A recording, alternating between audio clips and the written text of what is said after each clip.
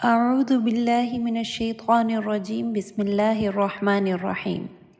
نبی صلی اللہ علیہ وسلم نے غرور اور تکبر کی بہت زیادہ اگزامپلز دی ہیں، اور ان میں سے سب سے بری قسم کبر کی ہے، اور شیطان کبر کا ہی شکار تھا۔ رسول صلی اللہ علیہ وسلم نے فرمایا، اگر آپ کے دل میں رائی کے دانے کے برابر بھی کبر ہے تو آپ جنت میں داخل نہیں ہو سکتے۔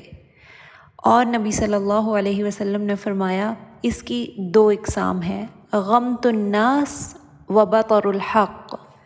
غمط الناس جس کا مطلب ہے لوگوں کو کمتر سمجھنا اور ان کو عزت کی نگاہ سے نہ دیکھنا اور ان کو جج کرنا، اور دوسری قسم ہے بطر الحق یعنی حق کو جھٹلانا۔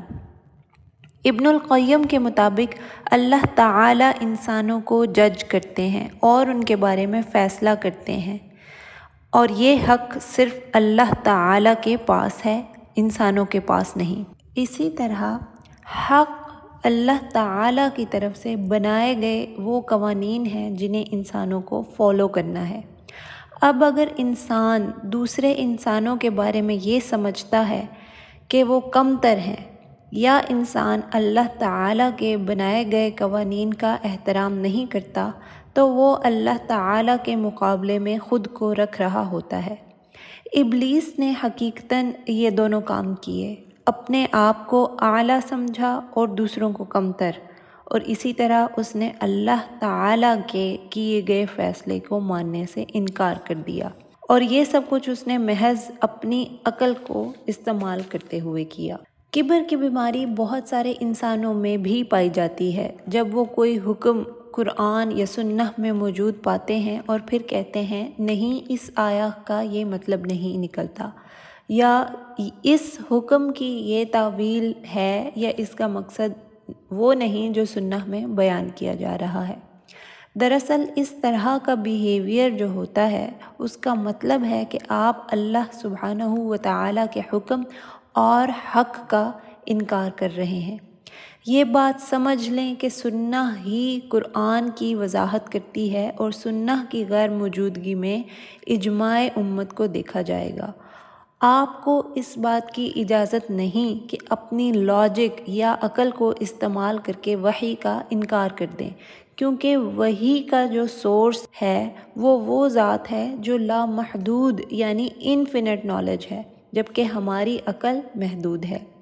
اس کا یہ مطلب نہیں کہ آپ اپنی عقل کو استعمال نہ کریں، نہیں، آپ اپنی عقل کو استعمال کر کے وحی کا کانٹیکسٹ سمجھ سکتے ہیں، لیکن عقل کی بنیاد پر وحی کا انکار نہیں کر سکتے۔ آپ کو دیا گیا حکم سمجھ آئے یا نہ آئے، آپ نے اس کو ماننا ہے۔ اب ہم دیکھتے ہیں کہ شیطان کی کیا لاجک تھی۔ اس کے مطابق وہ سب لوگوں سے بہتر اس لیے تھا کیونکہ وہ آگ سے پیدا کیا گیا ہے، جبکہ انسان مٹی سے پیدا کیے گئے ہیں۔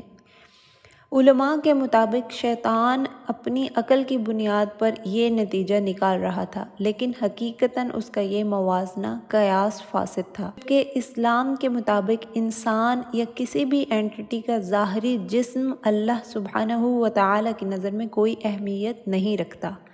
ان اکرمکم عند اللہ اتقاکم، اللہ تعالیٰ فرماتے ہیں اللہ کی نظر میں تم میں سے بہترین وہ ہے جو تقوی میں بہترین ہے، اور نبی صلی اللہ علیہ وسلم نے فرمایا تقوی ہا ہنا، تقوی دل میں ہے۔ اس کا کیا مطلب ہے؟ نبی صلی اللہ علیہ وسلم نے فرمایا قیامت کے دن اللہ سبحانہ و تعالیٰ تمہارے جسم اور شکلوں کو نہیں دیکھے گا، بلکہ اللہ تعالیٰ تمہارے دلوں اور اعمال کو دیکھے گا۔ تو اللہ تعالیٰ کی نظر میں جو شے سپیریئر ہے وہ ہماری ظاہری شکل یا جسم میں موجود ہی نہیں ہے، اور شیطان کی لاجک میں پہلی غلطی ہی یہی تھی کہ وہ اجسام کا آپس میں موازنہ کر رہا تھا، جس کی اللہ تعالیٰ کی نظر میں کوئی اہمیت نہیں ہے۔ امام ابن القیم نے اپنی کتاب میں مٹی اور آگ کا موازنہ کیا ہے، اور جو بہترین بات ان کی کتاب میں اس عنوان کے نیچے موجود ہے وہ یہ ہے کہ مٹی کو تعمیر کرنے کے لیے استعمال کیا جاتا ہے، جبکہ آگ کو ڈسٹرائے کرنے کے لیے۔ اور ہم پہلے پڑھ چکے ہیں کہ آدم علیہ السلام کو زمین پر بھیجنے کا مقصد بھی استعمار یعنی تعمیر کرنا تھا۔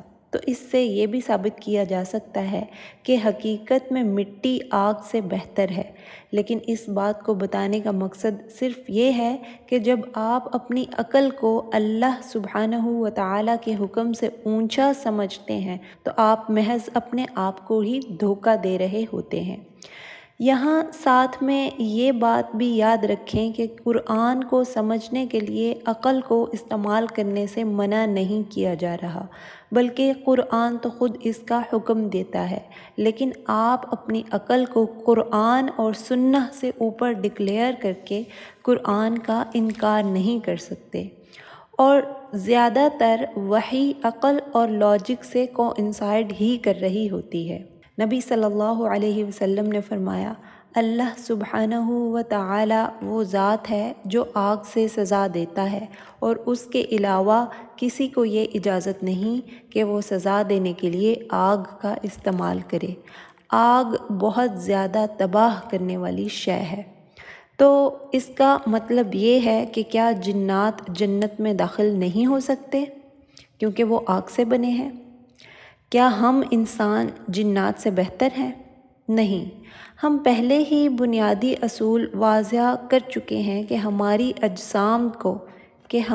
اجسام کی کوئی وقت ہی نہیں ہے، چنانچہ نیک جن بھی جنت میں داخل ہوں گے اور ان کے لیے بھی جنت میں مختلف درجات اور مقام ہوں گے، اور یہ بھی ہو سکتا ہے کہ ایسے بہت سے جنات موجود ہوں جو انسانوں سے زیادہ نیک ہوں اور انسانوں سے زیادہ اعلیٰ درجے پر جنت میں فائز ہوں۔